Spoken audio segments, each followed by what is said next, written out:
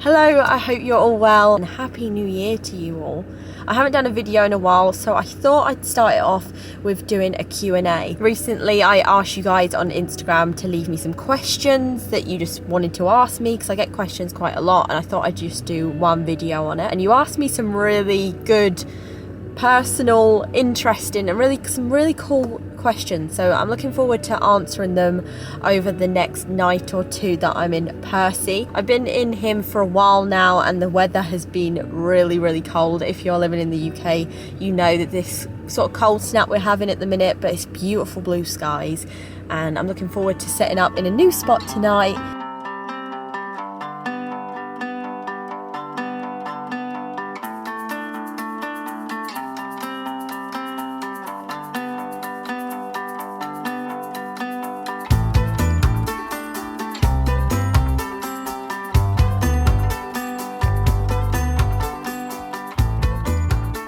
I'm now at my place that I'm going to stay tonight.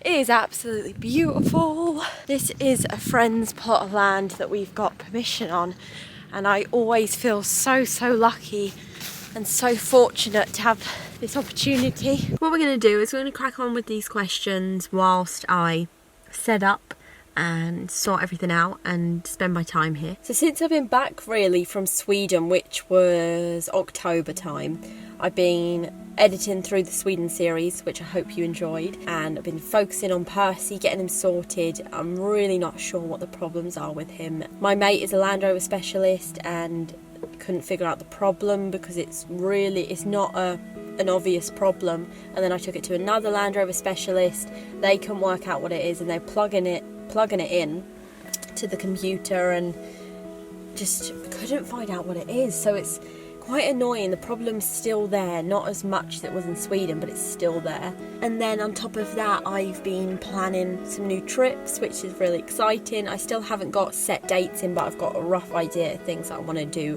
this year, 2024. Right, so my first question is, are you still considering the Europe loop up to Portugal? Originally last year I planned to drive from the UK through France, Spain and to Portugal and do like the Badlands and just do that, and it was going to be my first Europe trip in Percy. However, that plan changed, as you will see, and I decided to go north instead of south. But yeah, that's something I could consider. I'm definitely wanting to go back to Europe, and I think I'm more leaning towards somewhere with a bit of a hotter climate. How old am I? I am 21 years old. How tall am I? I am 5'3". Hence why I haven't got a lift kit on Percy just yet, because getting in and out of him is hard enough as it is. How do you get over the fear of solo wild camping? I guess for everybody it's different, but for me personally it was just practice. The first time is always the hardest, just like anything you do, but just like everything, it's practice and just repetition and making your first few times comfortable, enjoying it. I guess in life, to achieve things and be successful, you've got to push yourself outside your comfort zone. Then first few times you will be out your comfort zone, but it will benefit you as you will have the freedom to go camping on your own when some people can't make it, or just to get your own space, or to enjoy a location and be fully present in your own company. I am cold, so I'm going to put a coat on and carry on with the questions. Did you plan to do this with your life, or did it kind of happen? I guess so, it did kind of happen. This wasn't my pathway, this is not what I planned to do. I didn't just think when I was younger, when I grow up I want to be a YouTuber and do influencing. That wasn't the plan at all. It was more to be an athlete and be in the Olympics doing cycling and cycling racing, as that's what I did with the majority of my childhood. But obviously life changes and plans change and develop, and this is where I am, and I'm really happy where I am and grateful and thankful for the opportunities that I've been given. Did you have a consistent income whilst doing trips and then slowly transition? I'm guessing you mean into full-time doing this. But yeah, I started my channel when I was 16, so still at school, and then I left school on the latter end of being 16 and got an apprenticeship at a forest school job, and that was really good, working with kids and teaching them how to light fires and toast marshmallows and just enjoy being outside in nature. It was really wholesome watching young kids get so much out of being outside. Sorry, there's a robin that keeps flying really near me, which is really cute. But yeah, I saved a lot of money when I was working at my forest school job. Obviously I didn't earn loads, but I saved it all, and over that time I think it came to about 3 years of doing YouTube, and my views had picked up and I was doing consistent views every week, and by that point I think it was enough to leave the job in forest school and sort of go full time with this.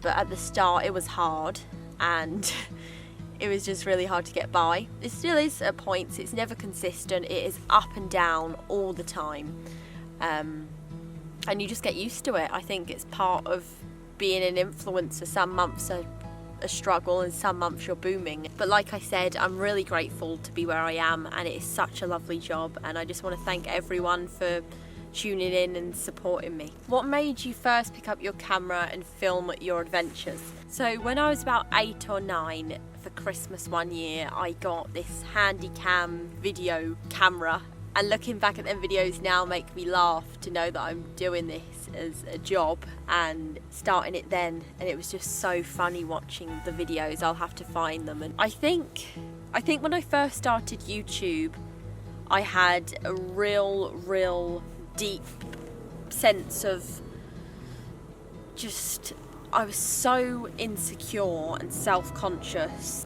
and I didn't like the thought my whole life was out there for everybody to see. It's quite a daunting feeling really.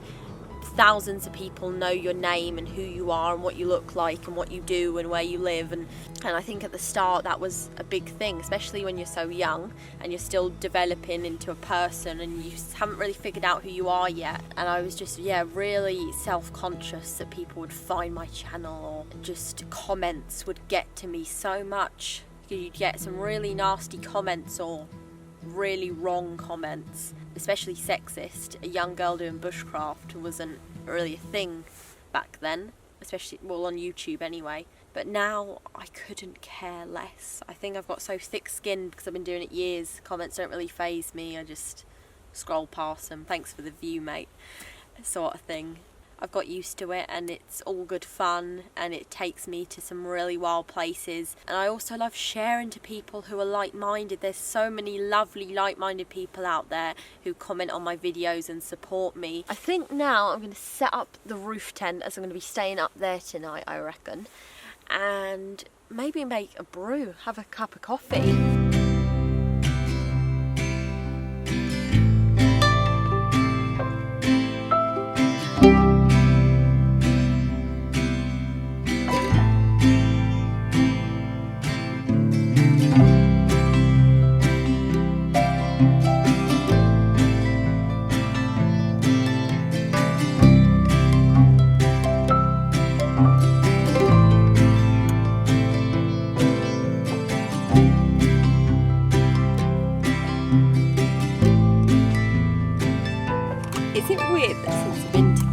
Last year I can't stop having cream in my coffee.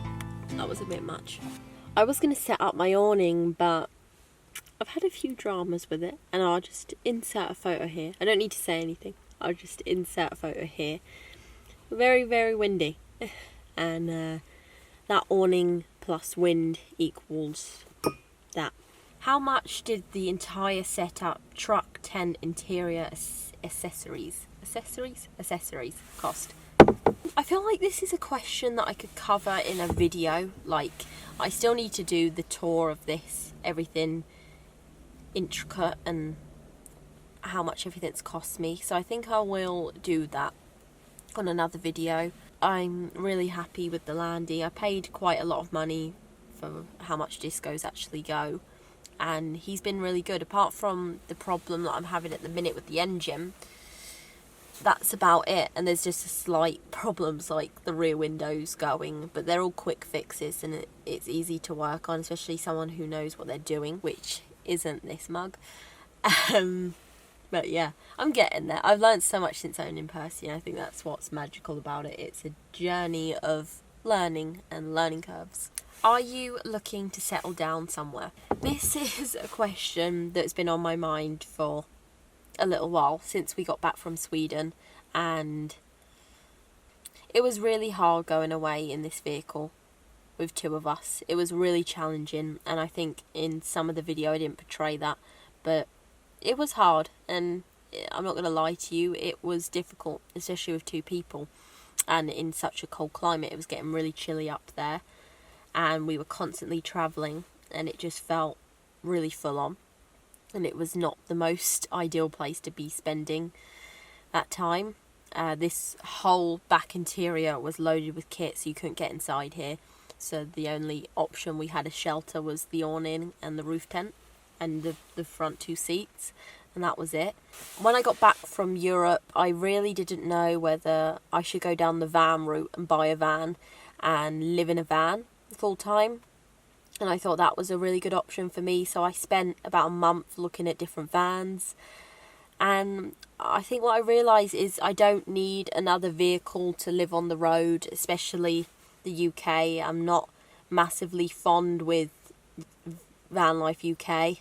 It just doesn't appeal to me, especially the way people hate van lifers in the UK on the whole. Some people have ruined it for everyone by not leaving no trace. I think I'm just going to work towards getting a base somewhere, and that ideally would be like a little plot of land somewhere. Obviously, prices of land is so expensive, so it's so difficult to afford anywhere. So I'm just going to keep plugging along and live in Percy and between Bo, Jake's van, for now, and just save money, and when the time is right, then potentially get that plot of land and start a whole new chapter. Let's go for a little walk, stretch the pins. I've been on the road for the past week, so been a lot of driving and a lot of sitting in the back editing videos. I think it's only like 3 hours until it gets dark, which is tragic. I am missing the warmer and longer days for sure, but there is still some cool things to do and make the most of in the long evenings. And in the snow, I may be heading somewhere very soon that has some snow, fingers crossed. Next question is, how do you pee? Just like any other woman. If that is a serious question and someone's actually interested, then I try and leave no trace. I hate when you see loads of tissue. You're in a beautiful place, you're walking along, you're like, this is insane, and then you look down and someone's just left loads of tissue. I hate that, it ruins it. And it's so bad for the environment, and it's just not leaving no trace. Oh, it's chilly. I haven't climatised because it's been quite mild recently.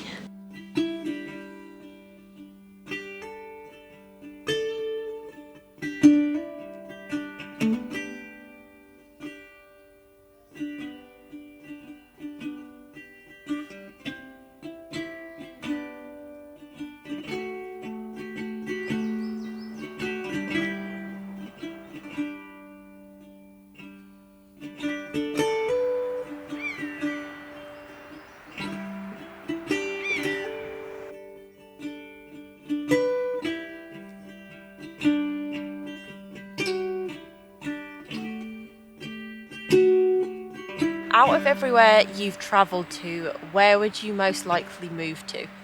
I haven't been to that many places on the scheme of things, but the ones that draw me the most, I think either Sweden or Canada. Both are real wild countries filled with such beautiful landscape that a lot of it is left untouched. They both have really good outdoor rules as such as wild camping and things like that. Both land is really cheap. Does YouTube fund all your outdoor hobbies and trips? Yes, it does. Luckily, amazingly, it does. And I feel so lucky and honoured to be in the place that I am. Sometimes it can be hard doing travelling and filming, but it's all worth it because it enables me to do such cool things in my life. But obviously it isn't just YouTube, I do have other avenues to support the journey, such as my Patreon page and all my lovely Patreons over there.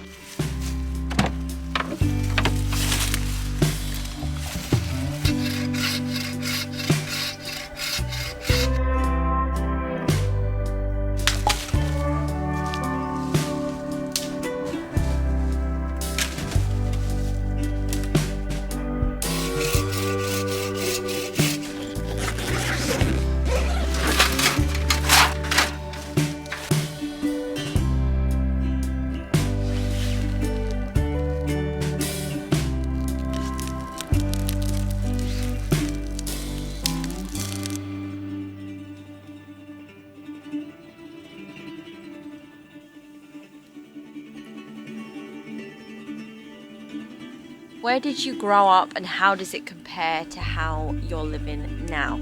I grew up in Surrey, down south of England. Had a normal life, like go to school, public school. Didn't enjoy school at all. I hated the whole system of it. It wasn't for me. It's not for everyone. The whole way through school and a lot of my childhood, from like 10, 11 to 16, I did racing, cycling racing, and I did nationals all over the country and was lucky enough to win a few national championships. And yeah, it just went from there. It went step from step, starting off on an old Raleigh, entering a race, a regional race, to becoming very hooked on it and doing nationals, doing track nationals, doing road, and then eventually towards the end, before I quit, I got onto the Olympic development program, which is ODA, so it's the first notch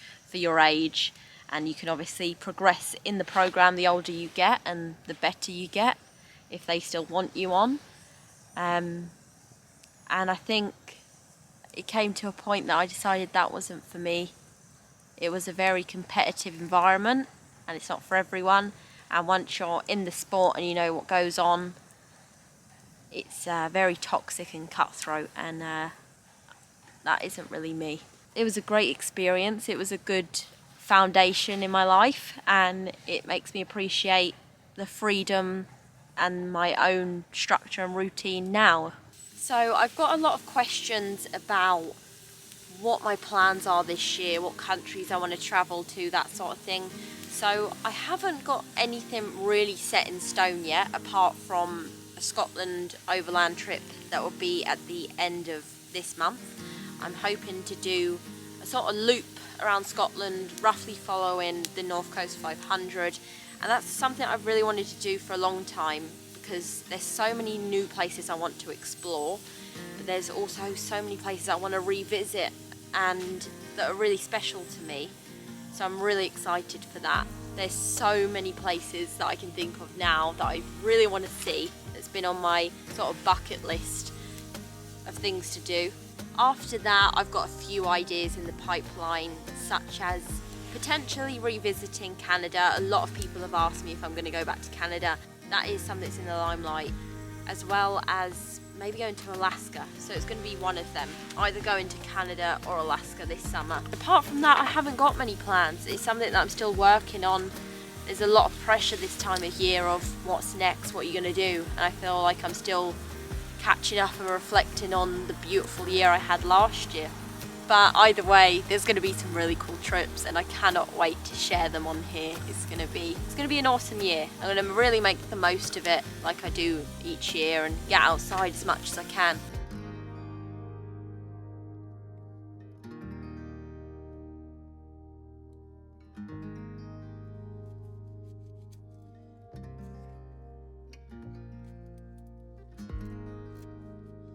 I've come inside now. I got really cold out there because I let the fire go out for a little bit while I was pottering around doing some other bits and bobs. And then before you know it, it's just dropped out there.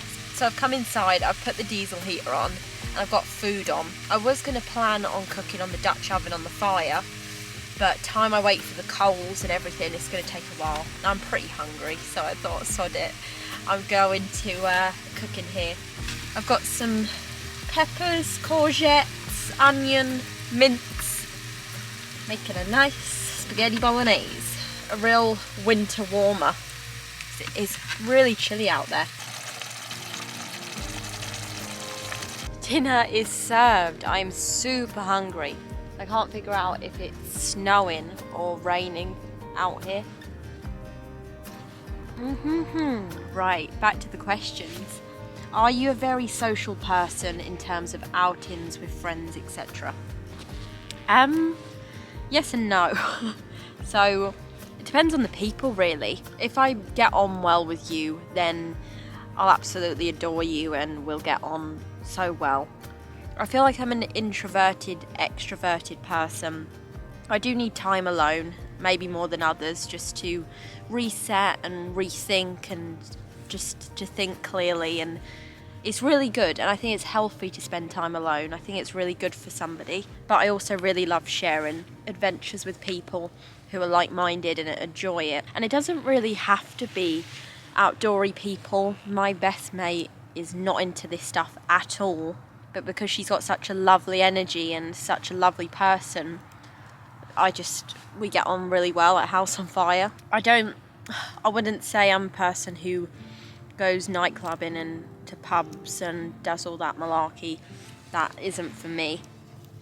Not for me at all. I'd rather do this any night than that. Go sit around a campfire and be in the middle of nowhere than be dancing or drinking with random people. Yeah, not for me. Each their own. If you weren't doing what you do, what other career would you have been interested into getting into? No idea. Cross that bridge when it comes to it. No, I'm joking. It's a good question. I haven't really thought about it. I guess I'm just here now and I'm really focusing on this and trying to develop my channel, my following as much as I can. Obviously something outdoor related, maybe bushcraft teaching courses for like young people or women or men, it doesn't really matter. I feel like it'd have to be remote work because going back to a standard 9 to 5 would be really hard for me now because I've got so used to this life and the freedom, and yeah, I'd really struggle now. If I had to come to it, then I would, and I'd have to make a plan B. And I feel like if you think positively about what you're doing in your future, then 9 times out of 10 it does go that way. If you think negative and that it's not going to work out and I better have a backup plan and things like that, then it usually fails. Had my dinner, which was lovely. Stayed around the fire for a little bit, which was lovely. And then I came back in here and I'm so chilled.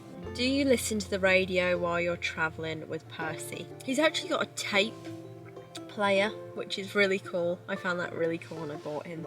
But I haven't got any tapes, which is a letdown. And you know, you also have a code in the radio. That doesn't seem to work at the minute, which is annoying. But anyway, I have Spotify and a speaker.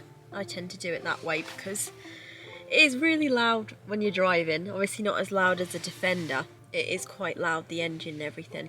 So having a speaker is ideal. I don't know what the radio's like. I've never played it since I've had it, which is quite tragic. But I need to sort that out at some point. Do you like hugs or hugging people? Yeah, I do actually. What's your favourite outdoor brand? I don't feel like I have one. There's so many brilliant brands out there and some of them represent some really great things, but I don't think I have one. A lot of people are asking if I have a home base, and unfortunately I don't. I think it would be ideal to have a home base just to store all my kit and have somewhere to come back and sort of dry everything and sort through and organise and have like a kit room and just be a little bit more organised with my belongings and my whole life. Is the Land Rover super expensive to run? It depends what you're comparing it to. If you compared it to some vans or a standard car, then yes, it would be. But I just weighed the options up. This is a truck that I really wanted to have. Either this or a Defender was like my dream truck. and it was something that I really wanted. And then I also weighed up the options of, it saves me going in and buying a coffee in like Starbucks or Costa or a service station. It saves me going to buy food at a service station. This place saves me buying hotels or getting accommodation regularly when I'm on trips. So I thought in that retrospect, I'm saving a lot of money in that way, if you get what I mean. And then you could argue, well, you could have got a van and you could get the same sort of things, plus you've got more space and storage, which is definitely a thing I did look at. But a van is very large. It is a really big space. It's something you've got to drive around and find places to park, and if you're in a small town or village, it's difficult. If you're down country lanes, it's difficult. And I really like the fact that this can sort of go anywhere, and I've got that ability and trust that this can go anywhere. And if it is bad terrain or the surface is bad or anything like that, I've got faith in this vehicle. I think I'm going to carry on reading this book for a little bit. It's a really great book. And then probably think about getting ready for bed and hitting the hay. I am super chilled and it's so cosy in here.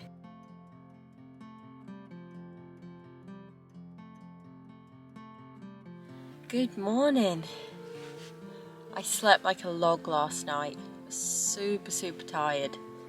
Really cozy. Right, let's put some coffee on. Start as we mean to go on.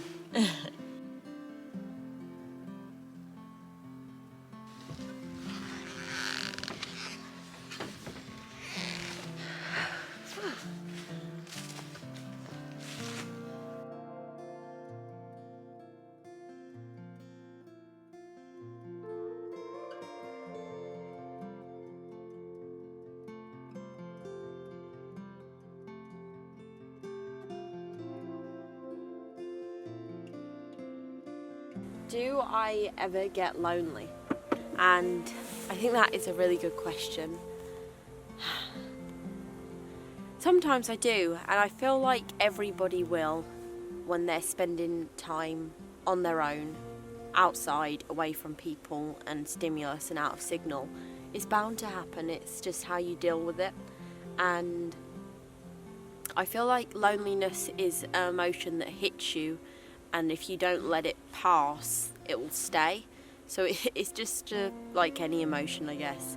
When it comes, just you've got to deal with it and just let it flow, and then it will just pass by. Sometimes on trails, sometimes when I'm in here, just you have moments where you're thinking, I'm all on my own here, and it would be cool to have company.